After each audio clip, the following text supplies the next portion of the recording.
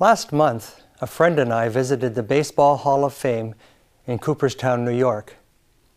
It is filled with memories of a sport that is popular around the world. We learned that each time a player is inducted into the hall, they sign 24 baseballs, and these are kept under special conditions in the archives so that they are preserved for future generations to appreciate. On that day, we were shown baseballs signed by the legendary Mickey Mantle, a star that I grew up idolizing.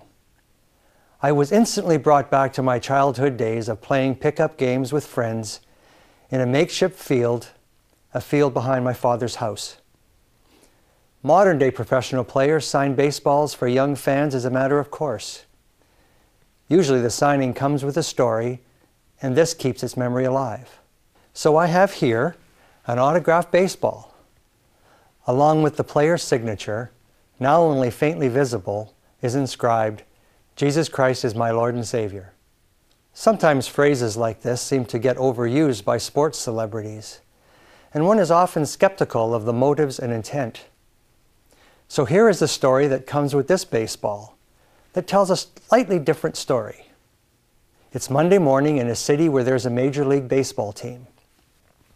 A young man asks a taxi to take him to any church. He emerges from the taxi at a church in the core of the city. The pastor, who is working in her office, receives a message that a gentleman outside her office would like to see her. She steps into the reception area to find a man in blue jeans holding a Bible. Extending her hand in greeting, she asks, "What can I do for you?" In response, he opens his Bible to an underlined passage from Malachi chapter 3, verse 10. "Bring the whole tithe into the treasury. Let there be food in my house.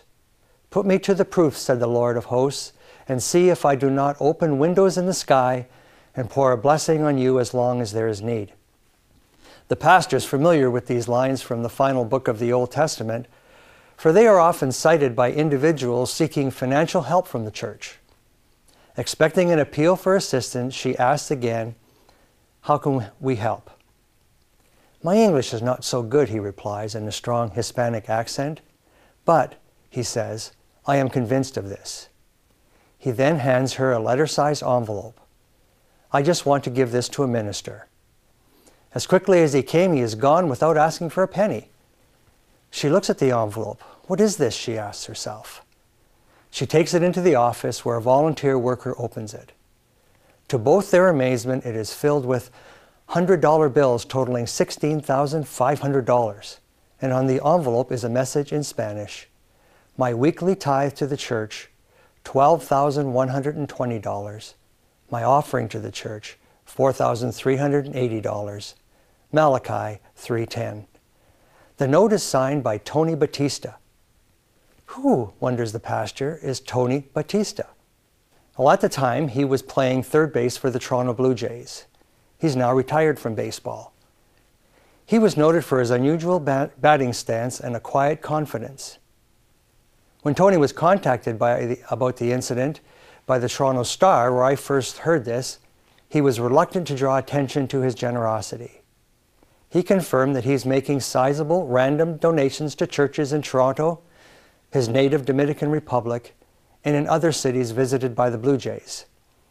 This is quite a contrast to what we have come to expect from professional athletes. His annual tithing is over $300,000.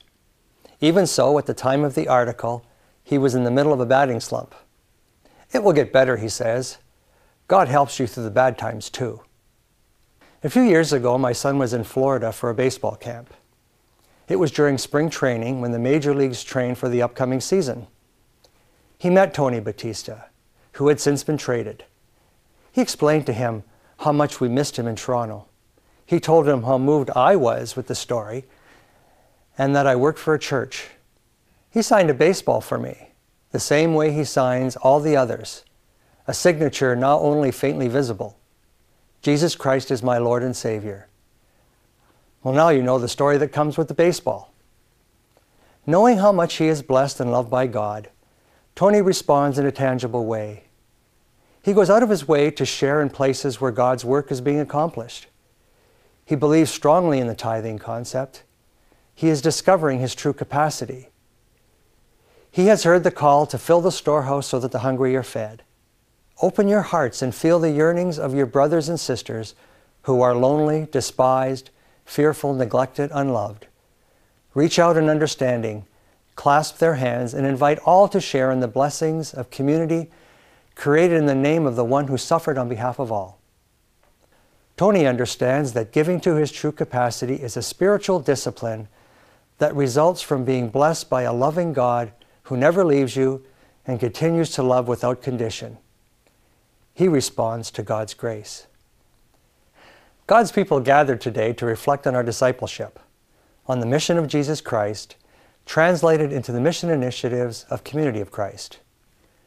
We are drawn into this mission. It's all we think about. We embrace it. We feel the enormous responsibility that it entails. But we know, as Tony Batista, that God is present with us through the good times and the difficult times. We get a glimpse of the kingdom. This is a gift. We are given. We give in response to the grace of God. Bring the whole tithe into the treasury. Let there be food in my house. Malachi 3:10. The given give.